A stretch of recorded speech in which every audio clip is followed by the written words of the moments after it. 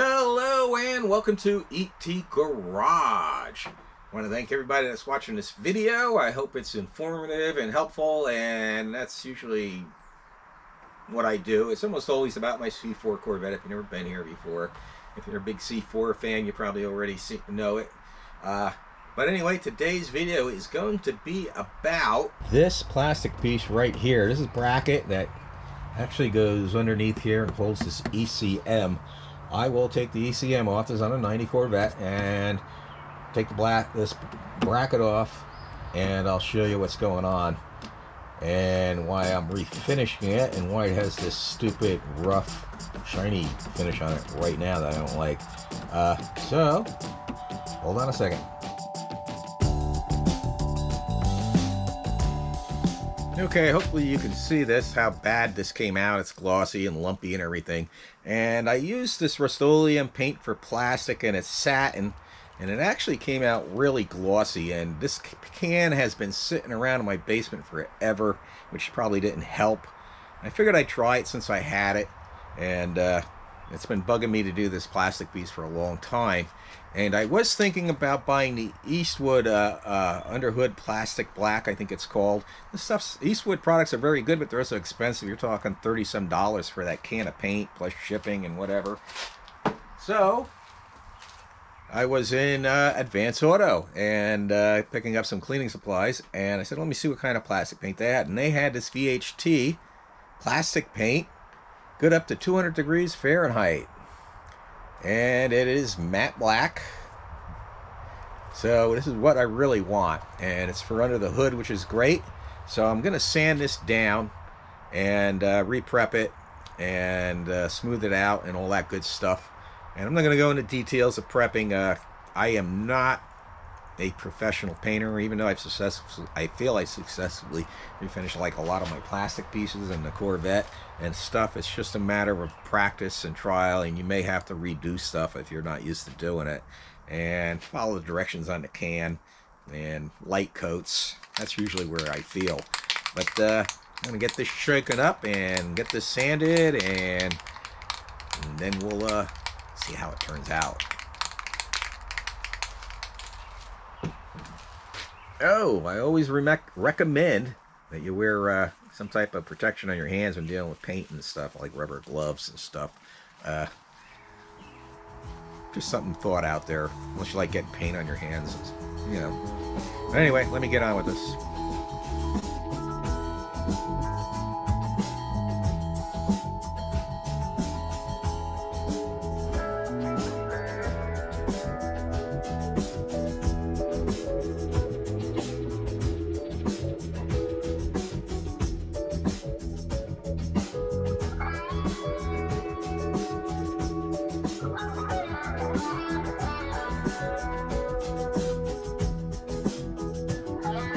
Okay, I got it all scuffed up. I ain't going real crazy on it, because like in here, the ECM covers that all up and you can't see it. And it's really cosmetic. I am worried about this part. This is the part you see under the hood. So that's really the part I'm worried about. I'm going to get a coat hanger and hang this up somehow, like so. And hang it up somewhere and paint it. I don't want to do it in here, because then you got to worry about overspray getting on the car. I could back the car out, of course, but I'm just going to take this outside and do it, and that's way I don't have to worry about fumes and stuff. So let me get this outside. I'll shake up the can of the VHT plastic paint, and I'll get spraying, and I'll follow directions, which is probably the same for all sprayed bombs. So I'll get back to you here in a second.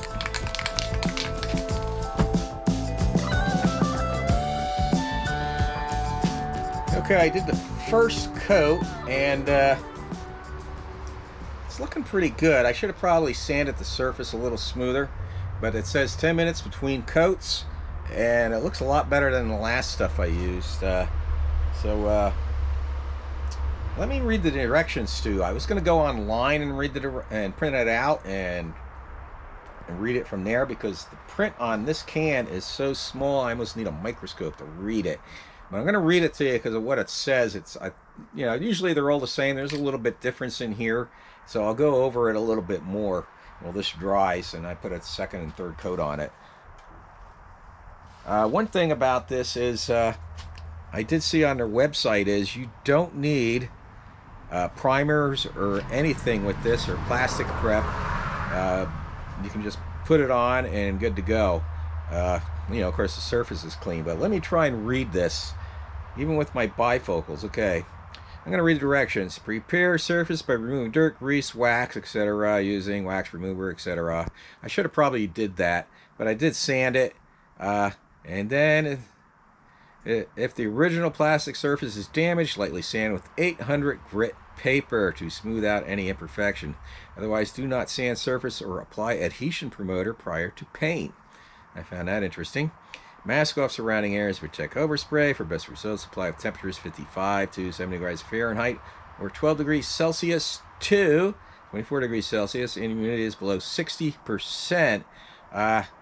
That's hard for me to do because I'm in the Northeast and it's summertime. And today the humidity is lower. I'm not sure what it is, but whatever it is, it is. And unless I want to, I could go down in my basement where I have it humidity controlled, and it's just, and then I got to open up the windows to vent the fumes, and you're better off doing this outside if you can, unless you have a well-ventilated spray booth or something. Okay. Note, applying outside of this range may impact finish. Okay, anyway. Of course, it says shake until the ball inside begins to rattle, then shake for an initial 2 minutes during use. To spray, hold can partial 8 to 10 inches. And this is where it goes on. It's just the same as any spray bomb. Use an easy sweeping motion, side to side, slight overlap. Apply one light coat by multiple medium wet coats until full coverage is achieved, allowing 10 minutes between each coat. Apply all coats with 1 hour. Additional coats after 2 hours. Wait 48 hours. Dries to a touch in 20 minutes. Handle in 1 hour. Covers up to 25 square feet. Spray button becomes clogged. Wear eye protection. Blah, blah, blah, blah, blah. It keeps going on. But I'm going to probably get on to the second and third coat. So I'm not going to bore you with that. I'll be back here in a few minutes. Okay, the piece is all done. As with any painting project, how it comes out, the most important thing is prep, of course. And I could have done a better job of prepping this. Even though I take this to car shows, I don't think it's not a show-winning car. And if I have my choice between going to a car show and going out and driving on the country roads, I will go to the country roads rather than bake for 6 hours in the sun in a car show. If I would have smoothed this out, I think it would have came out a lot better. I don't know if you can see it there, but I'm happy. It's a lot better than it was. And I'm going to move the camera, and first, you know what? I'm going to go ahead and install it, and then I'm going to compare it to one of the factory original pieces, plastic pieces that still has its pretty good finish on it to give an idea. So let me go ahead and reinstall this and see how it looks.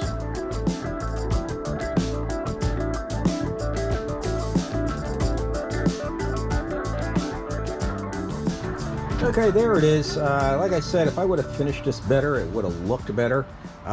Even though it's matte finish, it still has a little bit of a gloss.